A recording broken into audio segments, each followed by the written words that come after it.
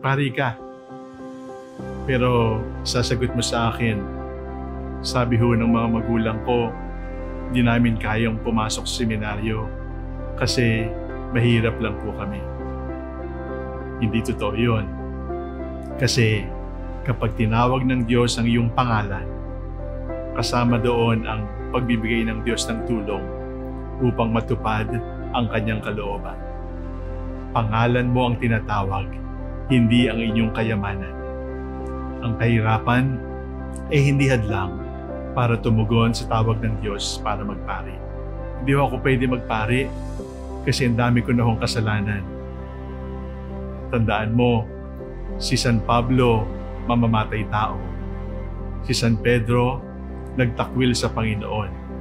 Si Moses, nakapatay din ng tao. Si Moses ay bulol sa kanyang pagsasalita. Si San Agustin ay may anak, subalit tinawag ng Diyos. Sapagkat tinatawag ng Diyos ang iyong pangalan, hindi ang iyong kasalanan. Tinatawag ka ng Diyos, pero sasabihin ng mga magulang mo, huwag kang magpari, sayang ka.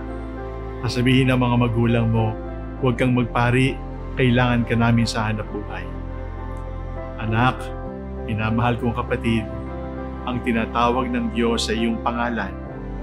Maaaring ang inyong angkan ay hindi tinatawag ng Diyos para magpari. Pero ikaw, tinatawag ka ng Diyos. At kung makikita ng mga magulang mo na masaya ka sa seminaryo at masaya ka magpari, sasaya na rin sila. Di ako pwede magpari sapagkat natatakot po ako.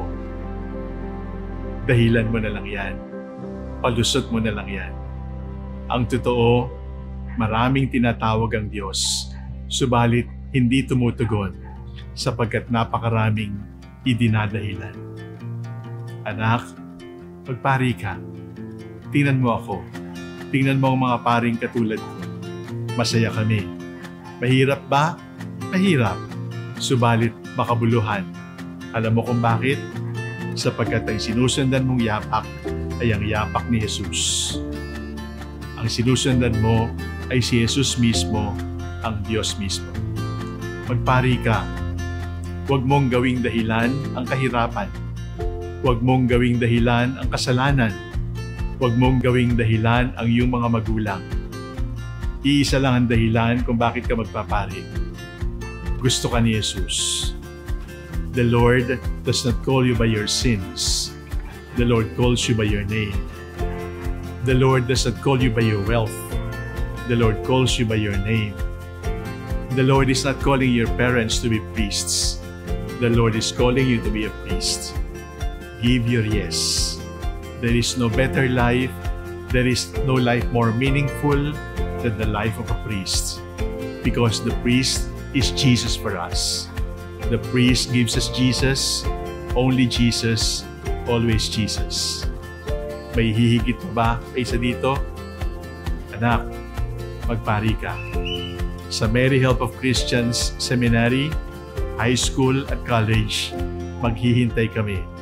Punta ka na, hihintayin kita. Magpari tayong dalawa.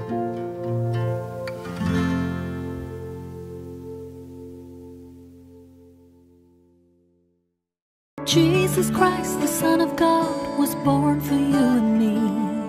He came to bring the good news, from sin to set us free. The blind, the deaf, the lame, the poor, His power meant to see.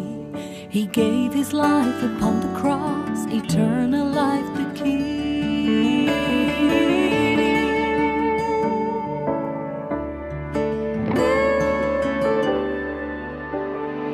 He broke bread and shed wine before His agony. We share the body and the blood in His memory. To make His message known is our responsibility. So here we are to pledge our lives to the Lord of eternity.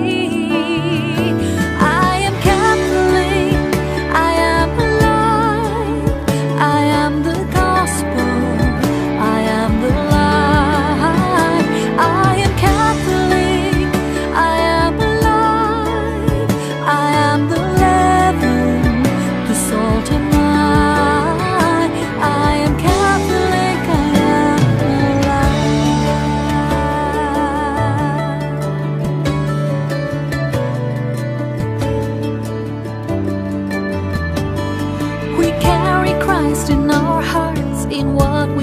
and say, we raise our voices, live the truth